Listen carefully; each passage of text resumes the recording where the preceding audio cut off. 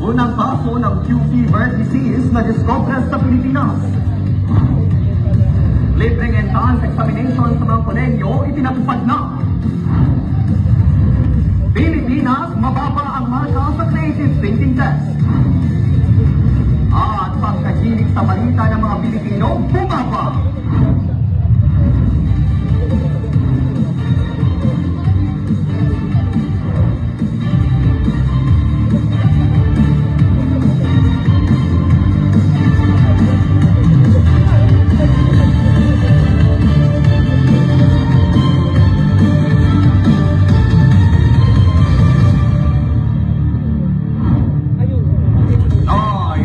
Sa DepEd TV News Center, ito ang Campus Connect. Magandang gabi, Pilipinas.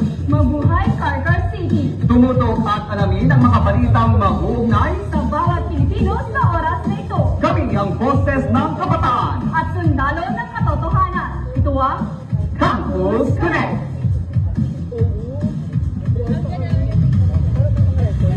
Naitala na sa Pilipinas ang kauna-unahang kaso ng nakahahawang sakit na G fever disease matapos magpositibo ang ilang kambing na inungkat mula Amerika.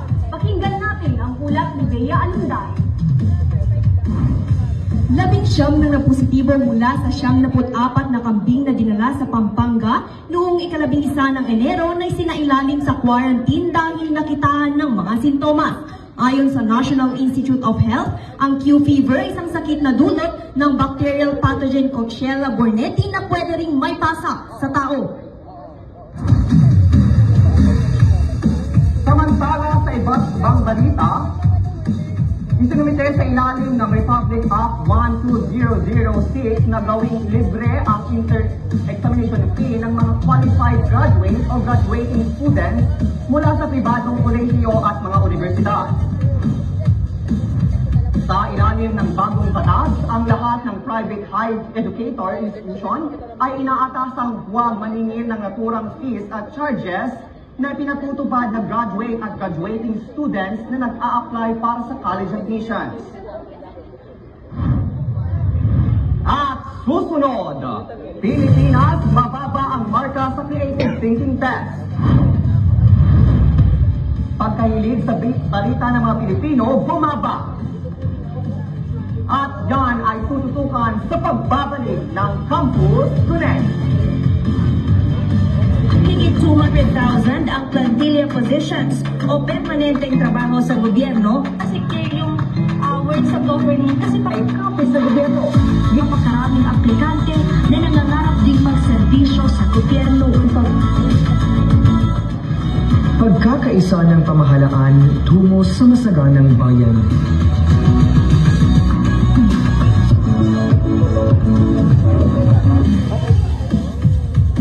Nagbabalik ang Campus Connect. Iniulat ng Program for International Student Assessment noong 2022 na nakakuha ng mababang marka ang Pilipinas sa creative thinking test. Iniulat ng PISA na inilabas noong ika-18 ng Hunyo na ang marka ng bansa ay pangalawa sa pinakamababa sa 64 na bansa. Inilarawan din ng PISA ang marka ng Pilipinas sa ulat bilang makabuluhang mas mababa sa average ng Organization for Economic Cooperation and Development sa 33 puntos. Bumaba ang bilang ng mga Pilipinong may hilig sa panonood ng balita ayon sa Reuters Institute nitong Lunes. May balita, si Bea Alunday. Ayon sa institusyon, 46% ang binaba kumpara sa 52% noong nakarang taon ang nagdeklara ng kanilang sarili bilang interesado sa panonood ng mga balita. Isa sa mga dahilan nito ay ang pagkamulat ng mga Pilipino sa social media na karaniwan sa mga nasa 18 hanggang 24 na kaugo lang. Ito na ang pang-apat na magkakasunod-sunod na taon kung saan pababa ang interes ng mga Pilipino sa panonood ng balita. Ako si Jofel Orpiano para sa Campus Connect.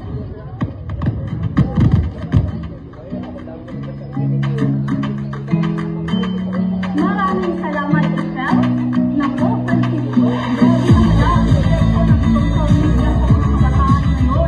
Yes, Irene, at nais kong mensahe sa mga kabataan social media dahil ito ay nakakaapekto rin sa atin. Tama nga yan, Francisco.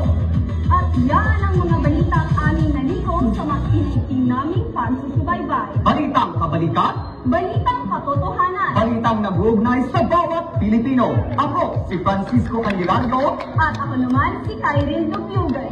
Ito ang Campus Connect!